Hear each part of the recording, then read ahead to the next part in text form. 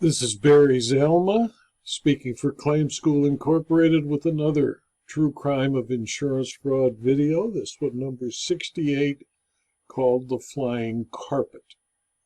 Omar T. Tentmaker had immigrated from Iran shortly before the fall of the Shah. Persian money was difficult to take out of the country. Omar purchased an entire inventory of Persian rugs and shipped them with the rest of his household goods to the United States. On arrival, he rented a small shop in Beverly Hills, California, and began selling the rugs at retail.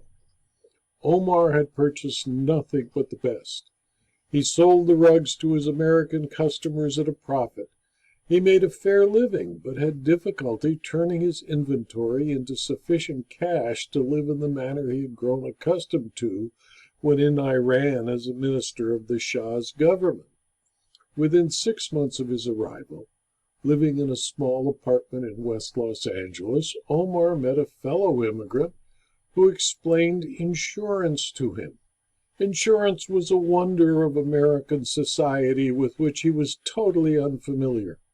The immigrant informed Omar that for $500 he had purchased a policy to insure his household goods, and when he was a victim of a burglary, his insurer, with apparent glee, gave him a check for $20,000. It seemed the insurer paid merely because $20,000 was the first value he put down on his goods. Omar and his fellow immigrant both knew that in their tradition one never opens a negotiation with the number one wishes to receive. His acquaintance informed him that he had demanded for his small prayer rug $20,000 from his insurer. He expected the insurer to negotiate the price down to its true value of $2,500. To the great surprise of Omar and the acquaintance, the insurer paid the amount demanded, merely because a rug dealer had given the acquaintance an appraisal stating that the value of the prayer rug was $20,000. Omar decided to take advantage of the great American insurance industry. In no other place in the world could Omar convert a $500 investment into a $20,000 payment. He gathered a group of his fellow Persian immigrants, most of whom were struggling in their new country. Omar provided them with a means by which they could earn money and he could become wealthy. His plan was simple. Each of his fellow immigrants would get, if they had not already done so, a policy of homeowners or tenants' homeowners insurance with limits of $20,000 or more. They would wait 30 to 60 days after delivery of the policy, and each would then report that their home had been burglarized. Omar would provide each of his co-conspirators photographs of 2 to 4 Persian rugs taken from his inventory. They would each have an appraisal of those rugs written by Omar, valuing them at between $5,000 and $20,000 each. There was no need for the rugs to leave Omar's shop. Each co-conspirator would break one pane of a rear window in their house or apartment, report the burglary to the police that the rugs had been stolen, and then make claim to the insurance company. For his service, Omar would receive 60% of the amount paid by the insurance company to reimburse the co-conspirators for the loss of their rugs. Each co-conspirator would keep 40%. Everyone would be happy, and Omar would soon be very rich. Each immigrant received instructions how to deal with their insurance company and how to authenticate the existence of the rugs they claimed stolen. They would tell the insurance company they had no receipts. The rugs each would claim had been purchased in Iran. When the Shah fell, they brought them with them in household goods. Since U.S. Customs makes no record of the goods immigrants bring with them other than the fact that household goods entered, there was no record of the ownership or transport of the rugs from Iran. The claimants would then tell the adjuster or investigator that, being unfamiliar with the United States and the value of things in the United States, they had sought the professional opinion of a rug merchant in Beverly Hills who had provided them with an appraisal. Surprised at the dollar value of the rugs, they'd purchased insurance to protect themselves. The insurance company, faced with a seemingly valid appraisal and an insured who could establish his possession of the rugs by photographs, had no option but to pay the claims.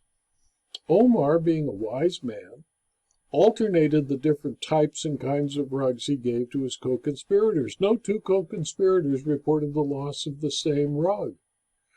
By the time ISO, the Insurance Services Office, and the rest of the insurance industry realized what was happening, they changed their policy.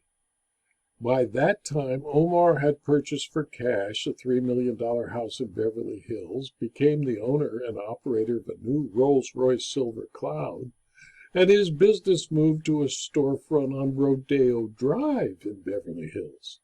He sold the rugs his co-conspirators had reported stolen to various wealthy individuals in Beverly Hills for 4 times their actual value. He continued his conspiracy for several years until insurers changed their policies and limited the payment for theft of a Persian rug to $1,000. In addition, his sales were good and his collection began to shrink. Omar decided to retire and purchased a business owner's policy, a BOP, insuring his entire inventory for $2 million based upon an appraisal performed by himself. He sold his entire inventory for $200,000 to an Armenian rug dealer from London, England. He then reported a burglary at the Rodeo Drive store and claimed his entire inventory was stolen. The insurer, who had agreed to the appraisal performed by Omar at the time he bought the policy, although suspicious, paid the claim in full. It saw no escape from a breach of contract or a bad faith suit if it didn't pay. Mr. Tentmaker now spends his days in his garden and his nights playing cards with his fellow immigrants at the Persian American Cultural Center. He is considered a leader of the community. Before the ISO changed the homeowners program to include a special limit of liability for theft of antique rugs, homeowners insurers found themselves faced with reports of the theft of thousands of antique Persian rugs valued between $10,000 and $20,000 each. Although most of the claims appeared suspicious, the insurers were unable to prove the non-existence of the rugs and were compelled to pay the claims. When the special limit of liability was adopted, the rash of Persian rug thefts stopped. It was as if a ring of burglars suddenly left the country. The fraudulent Persian rug claim industry ceased doing business. Immigrant communities in Los Angeles, New York, Chicago, and other major cities found other ways to earn money.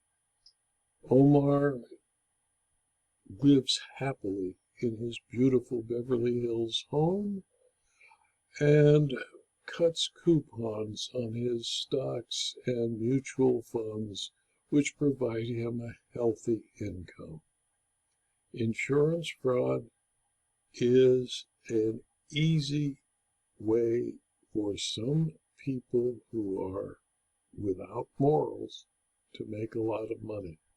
And it's time that insurance companies hire and train professional claims people who can avoid these losses by simply sending their investigators to interview the appraisers, to view the abilities of the appraisers, to underwrite insurance risks only based upon real evidence. But that hasn't happened yet, and we can hope it will happen in the future. This video was adapted from my book, Insurance Fraud Costs Everyone, which is a supplement to my treatise in 2 volumes, Insurance Fraud 2nd Edition, all of which are available as Kindle books, paperbacks, and hardcovers from Amazon.com. If you view this video on Rumble.com, please click the Rumble button, and if you view it on YouTube, please click the like button. Thank you for your attention.